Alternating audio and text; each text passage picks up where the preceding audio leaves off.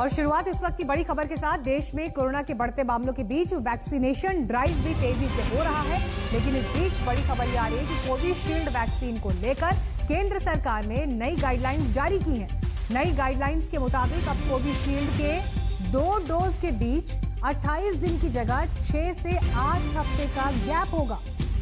यानी अब तक जो 28 दिन तक का वक्त बीच में दिया जाता था या उससे ज्यादा, अब उसे कम करके 6 से 8 हफ्ते का ये समय होगा। पहले डोज और दूसरे डोज के बीच कोविशील्ड को लेकर ये फैसला लिया गया है। मिलन शर्मा इस वक्त जुड़ गई हैं हमारे साथ। मिलन, डिटेल में बताएं क्या है ये नई गाइडलाइंस कोविशील्ड वैक्सीन के डोजेस को लेकर?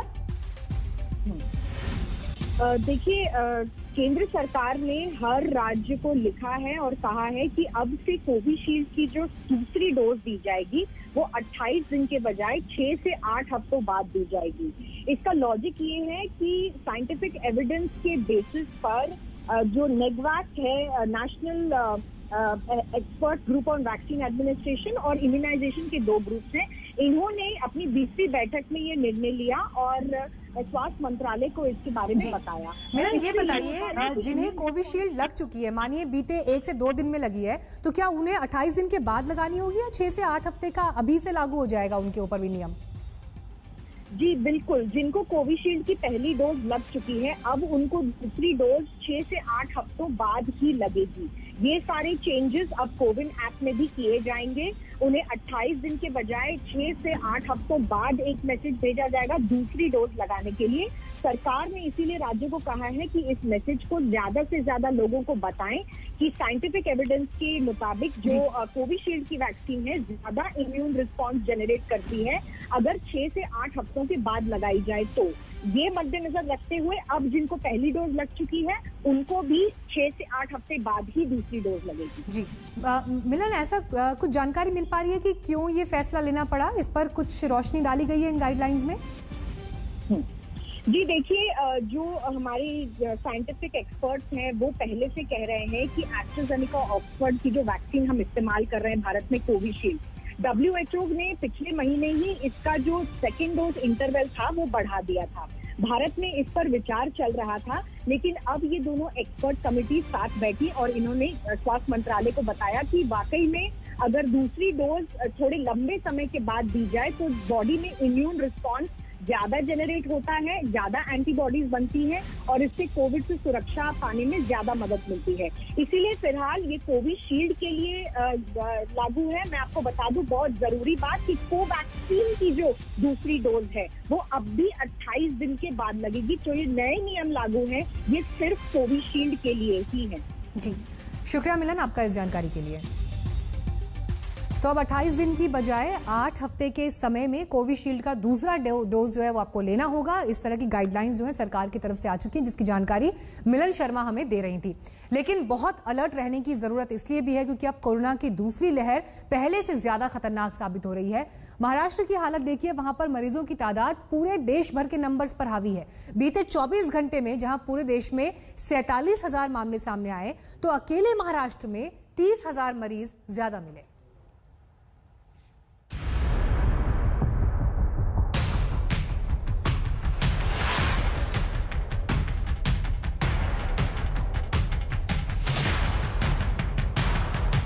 महाराष्ट्र में कोरोना की तेज रफ्तार, 24 घंटे में मरीज 30,000 के पार।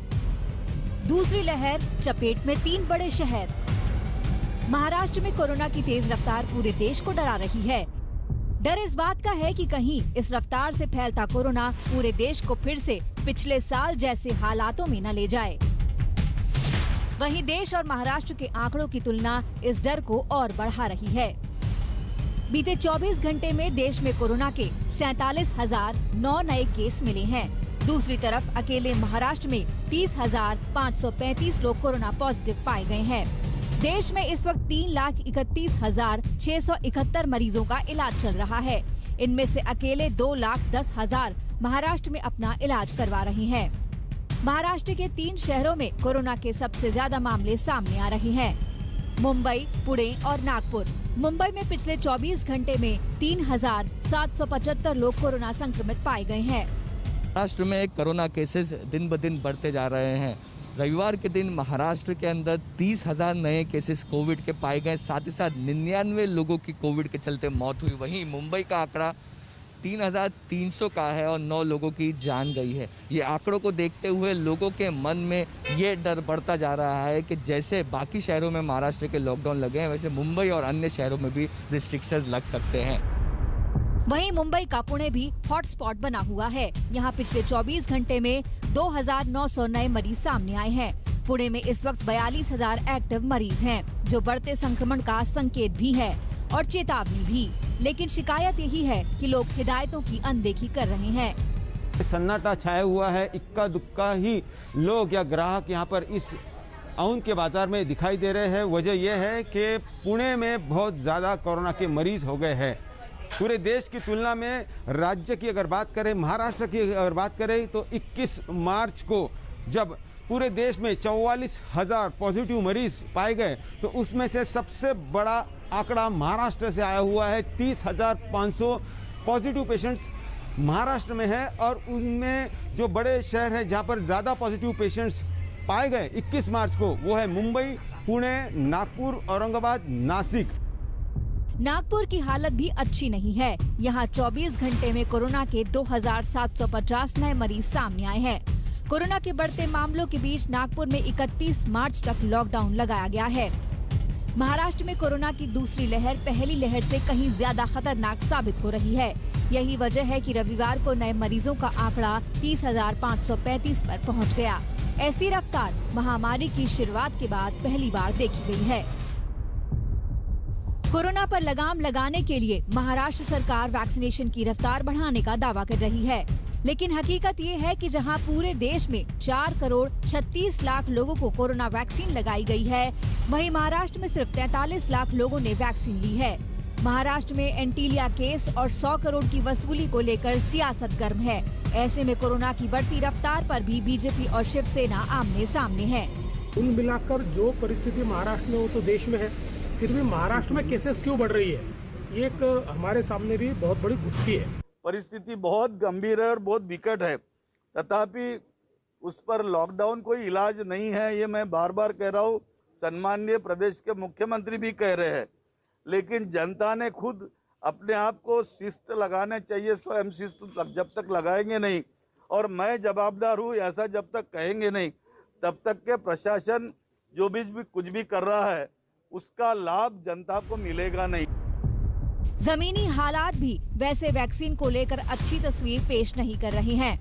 वैक्सीनेशन के दावों के बीच डिप्टी सीएम अजीत पवार के गांव में टीके की किल्लत है।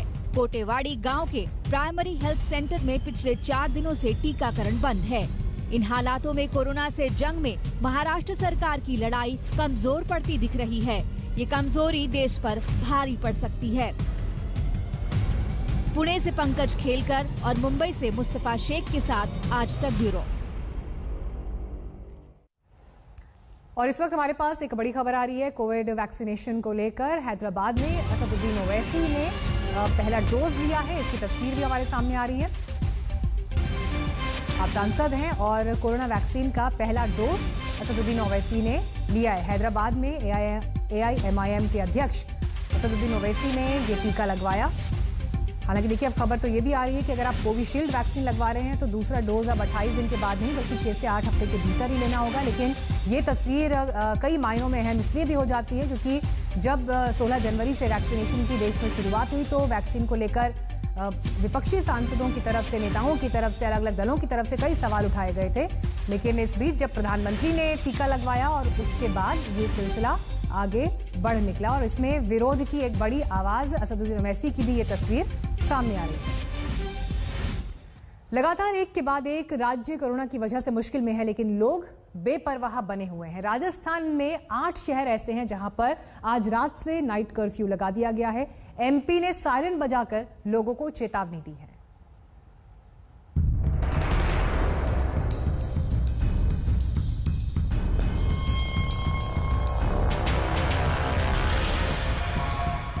गुजरात, राजस्थान और मध्य प्रदेश, 3 राज्य जो कोरोना की पहली लहर में बीमारी की खतरनाक चाल के शिकार हुए। एक बार फिर यहाँ कोरोना सिर उठा रहा है। गुजरात में एक दिन में 1580 मामले सामने आए हैं। एमपी में 1322 और राजस्थान में 476 नए केस के साथ खतरा बढ़ गया है। इसके बाद ये तीनों राज्य हरकत में आ गए। सबसे ज्यादा एहतियाती कदम उठाए राजस्थान ने, जहां कई शहरों में पिछली बार हालात खराब हो गए थे। राजस्थान के 9 शहरों में नाइट कर्फ्यू लगा दिया गया है। यहां आज रात 10 बजे से अजमेर, भीलवाड़ा, जयपुर, जोधपुर, कोटा, उदयपुर, सागवाड़ा और कुशलगढ़ में रात का कर्फ्यू रहेगा। कुछ दूसरे कदम भी उठाए गए हैं, जैसे शहरी क्षेत्रों में रात 10 बजे के बाद बाजार नहीं खुलेंगे। बाहर से आने वालों को 72 घंटे में कराए टेस्ट की नेगेटिव रिपोर्ट दिखानी होगी। जो यात्री नेगेटिव रिपोर्ट के बिना आएंगे, उन्हें 15 दिन के लिए रखा जाएगा क्वारंटाइन। राजस्थान के कुछ शहरों जैसे पाली में स्टेशनों पर कोरोना जांच की जा रही है। झालावाड़ में रैली निकालकर लोगों को जागरूक किया गया। मध्य प्रदेश में कोरोना फिर तेज चाल चल रहा है। 24 घंटे में भोपाल में 382, इंदौर में 326 और जबलपुर में 108 नए मरीज मिले हैं और कुल एक्टिव मरीज 8000 हैं। मध्य प्रदेश में कोरोना संक्रमण की रफ्तार अब डराने लगी है। हालात ये हैं कि मध्य प्रदेश के 3 शहरों में इंदौर, भोपाल और जबलपुर हर रविवार लॉकडाउन तो लगेगा ही, लेकिन इसके साथ ही जिस तेजी से मामले बढ़ रहे हैं, मुख्यमंत्री शिवराज सिंह चौहान को एक नया फैसला लेना पड़ा है। अब सरकार सिर्फ लॉकडाउन ही नहीं बल्कि लोगों को जागरूक करने के लिए एक संकल्प अभियान भी चलाने जा रही है, जिसके तहत 23 मार्च को सुबह 11 बजे और शाम को 7 बजे 2 मिनट के लिए पूरे मध्य प्रदेश के सभी 52 जिलों में सायरन बजाए जाएंगे। ये संकल्प रहेगा कि लोग घरों से बाहर निकले तो मास्क पहने, सोशल डिस्टेंसिंग का पालन करें और कोरोना प्रोटोकॉल और गाइडलाइंस का पूरी तरीके से सख्ती से पालन करें। बाजार में होली की रौनक है, बाजार सजे हुए हैं, लोग लेकिन बेखौफ और लापरवाह हैं। ना तो चेहरे पर मास्क है और ना ही कोई दूरी।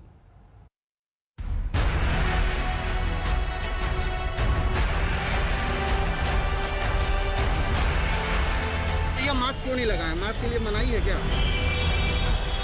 मनाही नहीं है, कागज नहीं है और क्या बाधा डालनी पड़ेगी। अरे भाई अभी भूल गए थे, मास्क लिए हैं, अभी लगाएंगे। न मास्क है न कोई दूरी, कोई बहाना बना रहा है तो कोई आंखें तरेड़ रहा है। कोरोना का न तो डर है न ही परवाह। कहाँ जा रहे हैं? शॉप पे जा रहा हूँ। आपको मालूम है एक बार फिर से कोरोना का संक्रमण बढ़ चला है, मास्क आपने नहीं पहना। मेरा खर्चा आप चलाओगे? नहीं, ये तो मेरा खर्चा आप चलाओगे। What is this? क्या है कोरोना? ये तो हेल्थ की बात है। हेल्थ की बात आपसे अच्छी है।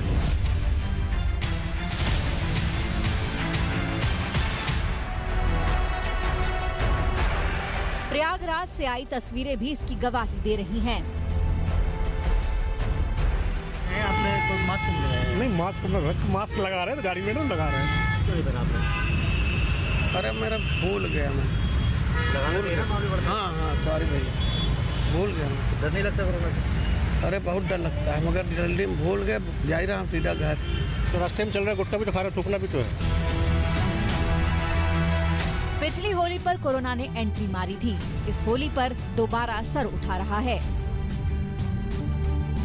होली के लिए बाजार सज चुके हैं, ऐसे में खतरा और बढ़ गया है। साल 2021 में दिल्ली में ये पहली बार है जब 24 घंटे के भीतर 700 से ज्यादा कोरोना के मामले दर्ज हुए हैं। इससे पहले 27 दिसंबर 2020 को 757 कोरोना के मामले सामने आए थे। लेकिन यहाँ चिंता की बात यह है कि दिल्ली में कोरोना का रिकवरी रेट धीरे धीरे गिरावट दर्ज कर रहा है, तो वहीं सक्रिय मरीजों की संख्या 3000 का आंकड़ा पार कर चुकी है। ऐसे में सरकार के सामने सबसे बड़ी चुनौती ये है कि होली के त्योहार से पहले और बाद में फैलते हुए संक्रमण को कैसे रोका जाए। दिल्ली से लेकर जयपुर और इंदौर से लेकर मुरादाबाद तक होली की भीड़ सड़कों पर दिखने लगी है। दुकानें गुलजार हैं, रंग और पिचकारियों से पटे हुए हैं। लेकिन सवाल ये है कि क्या कोरोना के साए में होली के रंग बिखरेंगे? सोशल डिस्टेंसिंग ना मेंटेन करने की वजह से दिवाली में केसेस एकदम से बढ़े थे। होली में जिस तरह से कम्युनिटी सेलिब्रेशन होता है, सोशल डिस्टेंसिंग मेंटेन करना बहुत ही जरूरी होगा और अगर इसका ठीक तरीके से पालन नहीं हुआ तो केसेस एकदम से बढ़ सकते हैं। पंजाब के रोपड़ में होला मोहल्ला पर भी भारी भीड़ जुटी तो प्रशासन को श्रद्धालुओं के टेस्ट करने का आदेश देना पड़ा, लेकिन विरोध के बाद इसे विदेशियों तक ही सीमित कर दिया गया। दिल्ली से राम किंकर सिंह और चंडीगढ़ से सत्येंद्र चौहान के साथ आज तक ब्यूरो। नमस्कार, मैं हूं अंजना ओम कश्यप। हमें उम्मीद है ये वीडियो आपको पसंद आया होगा। लेटेस्ट खबरों के लिए यूं ही देखते रहिए आज तक और इस वीडियो के पसंद आने पर लाइक, शेयर एंड सब्सक्राइब करना ना भूलें।